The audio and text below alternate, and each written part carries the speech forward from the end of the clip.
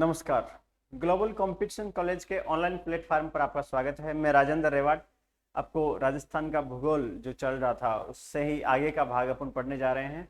और अपने जलवायु चल रहा था, जलवायु में ही अभी कोपेन की जलवायु बाकी है। कोपेन के अलावा त्रिवार था और थानवेट की भी जलवायु बाकी है।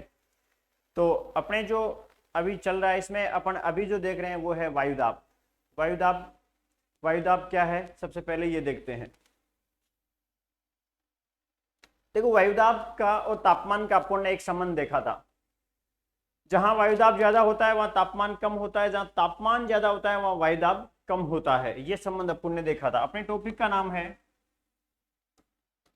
वायुदाब।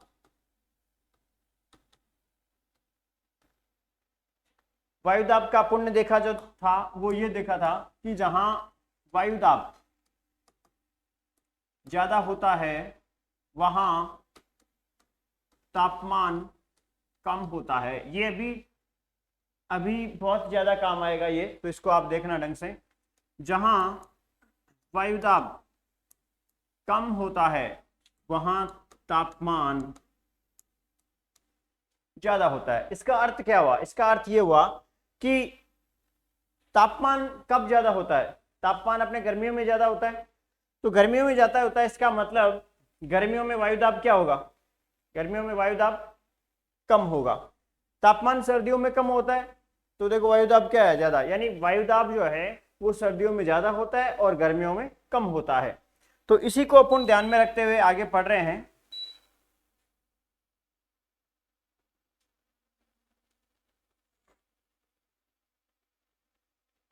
अपन पढ़ेंगे कि वायुदाब जो है वो राजस्थान में किस तरह से है।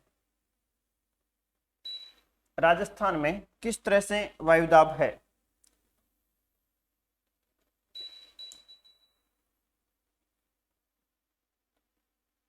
वायुदाब में एक तो आप विशेष रूप से ध्यान रखना, मैं जो क्रम बता रहा हूं इस क्रम को आप मत भूल जाना। ये क्रम बहुत इंपॉर्टेंट है। तो अपन पढ़ रहे हैं वायुदाब।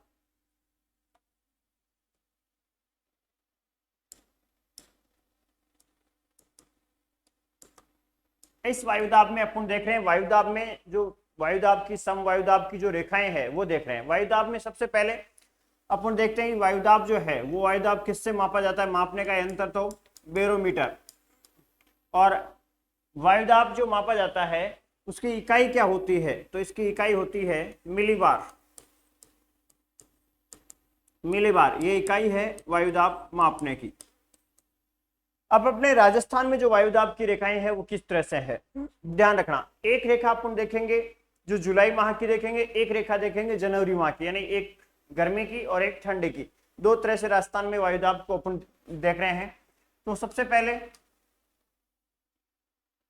1021, सबसे पहले 1021 के बाद थोड़ा नीचे आते हैं 1020, उसके बाद थोड़ा और नीचे आते हैं 1019 और उसके बाद फिर नीचे आते हैं 1018। ये जो मैंने रेखाएं दिखी है ये मिलीबार है। इकाई इसकी मिलीबार है 1021 मिलीबार, 1020 मिलीबार, 1019, 1018। और ये जो अपन ने देखा है ये जनवरी माह का अपन ने देखा है। यहीं पे अगर अपने को देखना हो जुलाई माह का, ये तो है जनवरी और ये जुलाई का। अब जुलाई में कितना होगा वायुदाब? तो वायुदाब कम होगा, तो यहीं पे होगा जुलाई में 997, 998, 999, 1000। क्षेत्र कौन सा है वो देख रहे हैं। देखिए ये क्षेत्र जो रेड क्लिफ रेखा के समांतर है, इस रेड क्लिफ रेखा वाले समांतर वाले क्षेत्र में जुलाई का, ये जुलाई, सॉरी ये जनवरी और ये जुलाई।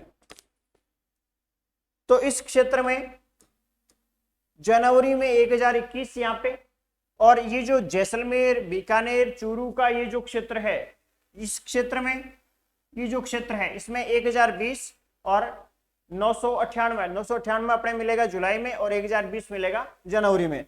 फिर ये जो क्षेत्र है जिसमें पूरा राजस्थान आ जाता है, ये जो पूरा पार्ट है इसमें रहता है जनवरी में 1019 और जुलाई में 999 मिलीबार। फिर नीचे का भाग अपन देखें जिसमें सिरोही, उदयपुर, चित्तौड़, इधर झालावाड़, इधर 12, ये नीचे का जो हिस्सा पूरा है इसमें जो रहता है वो जनवरी में 1018 और गर्मियों में रहता है 1000 मिलीबार। इसी को अपन सारणी के रूप में देखते हैं।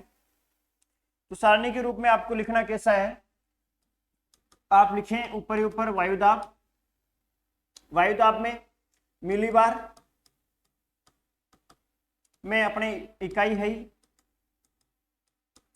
ये अपन देखेंगे एक तो जनवरी माह का, एक देखेंगे जुलाई माह का, जनवरी माह में कितना है और जुलाई माह में कितना है, और स्थान यानी कौन से स्थान पर कितना है, ये 3 बातें अपन इसमें अध्ययन करेंगे।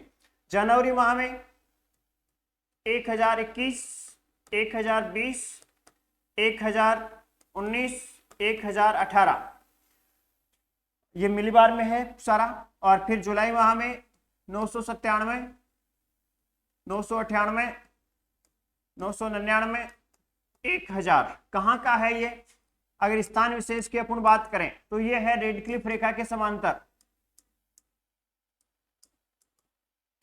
रेडक्लिफ रेखा के समांतर। ये नीचे वाला जो है ये है जैसलमेर, जैसलमेर, बीकानेर, चूरू के आसपास, जैसलमेर, बीकानेर, चूरू के आसपास। बाकी 999 है ये शेष राजस्थान, और ये जो है ये सिरोही यानी शेष राजस्थान, इसको इन तीनों को छोड़ के जो राजस्थान बचा है वो सिरोही, उदयपुर, चित्तौड़, झालावाड़, 12 तथा इसके आसपास का जो क्षेत्र है वो।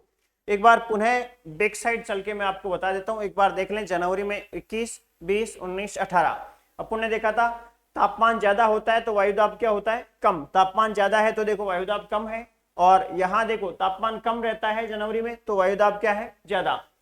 उल्टा चलना है इधर तो 21 से 20, 19, 18 और फिर वापिस अपन देखें तो इधर बढ़ते हुए क्रम में चलेंगे 1000, फिर 99, फिर 98 और फिर 97। तो इस तरह से अपन इसको मेन पार्ट को वापस देखते हैं। ये वायुदाब का देखो 1021, 1020, 1019, 1018, फिर 1000, फिर 99, फिर 98 और फिर 97। इस क्रम में ही आपको याद करना है। एग्जाम में अगर आ जाए वायुदाब के क्वेश्चन आजकल पटवारी वगैरह में, आरएस वगैरह में पूछे जाते हैं, ज्यादातर पूछे जाते हैं, तो इस तरह का कोई भी क्वेश्चन आए तो आप उसमें एग्जाम में सारणी यूं ही बनाना। ये दिमाग में रखना कि ज्यादा वायुदाब कब होता है, सर्दियों में होता है, कम कब होता है, गर्मियों में। तो जनवरी में ज्यादा है तो 1000 से जो 18 से 21 की सीरीज है ये तो आप ध्यान में रखना इस हिसाब से। और फिर इधर जुलाई में अपने 97, 98, 99, 1000 इस हिसाब से आप ध्यान में रख के इसको कर सकते हो। तो ये अपने वायुदाब का टॉपिक था और ये कंप्लीट है। धन्यवाद।